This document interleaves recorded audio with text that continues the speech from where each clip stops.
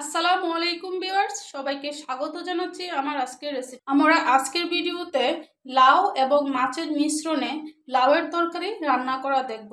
এই তরকারিটি হয়তোবা কেউ পারেন, আবার হয়তোবা কেউ পারেন না। তো যারাই এই মুহূর্তে আমার এই রেসিপিটি দেখছেন তাদের সবাইকে জানাই অসংখ্য ধন্যবাদ। আমার আজকের এই রেসিপিটি আমাদের প্রবাসী ভাইয়াদের, ব্যাচেলর ভাইয়াদের এবং নতুন রাঁধুনিদের অনেক উপকার আসতে পারে। তারা দেখে শিখতে পারবে কিভাবে লাউ এবং মাছের মিশ্রণে লাউয়ের তরকারি রান্না করতে হয়। তো শুরু করার আগে আমি আমার ভাইয়া এবং আপুদের একটা রিকোয়েস্ট করব, যদি এই রেসিপিটি দেখে আপনাদের ভালো লাগে তাহলে অবশ্যই ভিডিওটিতে একটি লাইক দিবেন এবং সাবস্ক্রাইব করে আমার চ্যানেলের পাশে থাকবেন। তো এই লাউয়ের তরকারিটি রান্না করার জন্য প্রথমে আমরা দেখেন এখানে লাউটাকে সুন্দর করে কেটে নিয়েছি।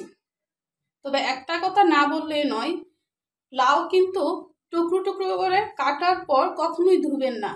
লাউটাকে কাটার আগে ভালোভাবে ধুয়ে নেবেন, অথবা লাউয়ের চুকলাটাকে ছিলে তারপর লাউটাকে ভালোভাবে ধুয়ে দেন আপনারা এইভাবে টুকরো টুকরো করে কেটে নেবেন।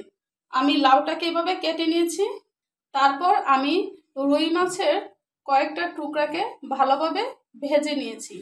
তো এই লাউয়ের মাছের মিশ্রণে এই তরকারিটি রান্না করার জন্য আমরা প্রথমে কি করব, চুলাতে একটি পাতিল বসিয়ে দিব। তো আপনারা দেখতে পাচ্ছেন আমি চুলাতে একটি পাতিল বসিয়ে দিয়েছি। পাতিলটা আমি একটু বড় বসিয়ে দিয়েছি, কারণ আমরা লাউ যতটুকু নিব তার পরিমাপে পাতিলটা একটু বড় নিব, যেন লাউয়ের টুকরাগুলো ভেঙে না যায়। লাউটাকে ভালোভাবে নেড়ে ছেড়ে যেন রান্না করতে পারি। তো প্রথমে আমি পাতিলটা গরম হয়ে যাওয়ার পর পাতিলে তেল দিয়ে দিব পরিমাণ মতো। তো আমি পাতিলে পরিমাণ মতো তেল দিয়ে দিচ্ছি।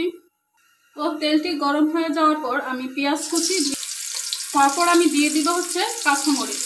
তো আমি কাঁচামরিচের পরিমাণটা একটু বেশি দিচ্ছি, কারণ আমরা কিন্তু লাউয়ের তরকারিতে বেশি মশলা ইউজ করব না। হলুদের পরিমাণও কম দিব, মরিচের পরিমাণও কম দিব। মরিচের গুঁড়ার পরিবর্তে আমরা কাঁচামরিচের ঝাল দিব, যারা একটু ঝাল বেশি পছন্দ করেন। আমরা যদি বেশি পরিমাণ মশলা দিই লাউয়ের তরকারিতে, তাহলে লাউয়ের তরকারির স্বাদটা ভালো আসবে না। সেজন্য লাউয়ের তরকারিতে মশলার পরিমাণ কম দিতে হবে। তো আমি মরিচগুলোকে মধ্যে দিয়ে ভেঙে পেঁয়াজের মধ্যে দিয়ে দিচ্ছি। তারপর ভালোভাবে নেড়ে ছেড়ে আমি পেঁয়াজ কুচিগুলোকে একটু লাল লাল করে নিব। তো আমরা দেখতে পাচ্ছি আমাদের পেঁয়াজগুলো একটু লাল লাল হয়ে এসেছে। তো এই পর্যায়ে আমি এই তেলের মধ্যে একটু পানি দিয়ে দিব। পানি দেওয়ার পর আমি পরিমাণ মতো লবণ দিয়ে দিব। তারপর আমি পরিমাণ মতো হলুদের গুঁড়ো দিয়ে দিব। আমি আপনাদেরকে আবারও বলছি, হলুদের পরিমাণটা একটু কম দিবেন লাউয়ের তরকারিতে। মশলার পরিমাণের চেয়ে একটু কম দিবেন। আর যারা ঝাল পছন্দ করেন তারা গরু মরিচটাকে একটু কম দিয়ে কাঁচামরিচের ঝালটা দিয়ে দিবেন, তাহলে লাউয়ের কালারটাও খুব সুন্দর আসবে, সাথে সাথে লাউয়ের তরকারি সুন্দর একটা ফ্লেভার আসবে। তো এই হলুদ মরিচ লবণ দিয়ে আমি এবার মশলাগুলোকে একটু কষিয়ে নিব। তো আমরা দেখতে পাচ্ছি আমাদের মশলাগুলো একটু কষানো হয়ে গেছে। তো এই পর্যায়ে আমি লাউয়ের টুকরাগুলো এই কষানো মশলাতে দিয়ে দিব। দেওয়ার পর আমি একটু পানি দিয়ে দিব। দেওয়ার পর আমি একটু পানি দিয়ে দিব যেন তরকারিটা নিচে লেগে না যায়। তারপর একটু নেড়ে ছেড়ে দিব যেন মশলাগুলো লাউয়ের গায়ে ভালোভাবে লেগে যায়।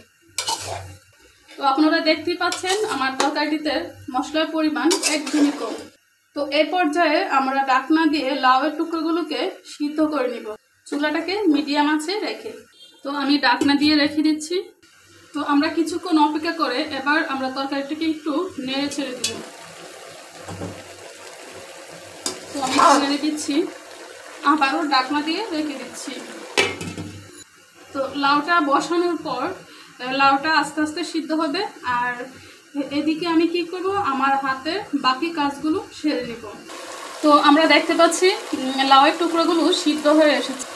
তো এবার আমরা কি করব, আমরা যে মাছগুলো ভেজে রেখেছি সেই মাছের টুকরাগুলো তরকারিতে দিয়ে দিব। তো দেওয়ার পর আমি পরিমাণ মতো পানি দিয়ে দিব। তো আমি পানি দিয়ে দিলাম। পানি দেওয়ার পর আবার একটু নেড়ে ছেড়ে তরকারিটিতে ঢাকনা দিয়ে দিব। তো আমি পানি দিয়ে নেড়ে ছেড়ে দিয়ে দিলাম। সবচেয়ে গুরুত্বপূর্ণ যে বিষয়টা সেটা হচ্ছে ধনিয়া পাতা। লাউয়ের তরকারিতে কিন্তু ধনিয়া পাতা না দিলে লাউয়ের স্বাদটাই আসে না। আপনি যখন ধনিয়া পাতা দিবেন লাউয়ের তরকারিতে তখন অন্যরকম একটা স্বাদ আসবে।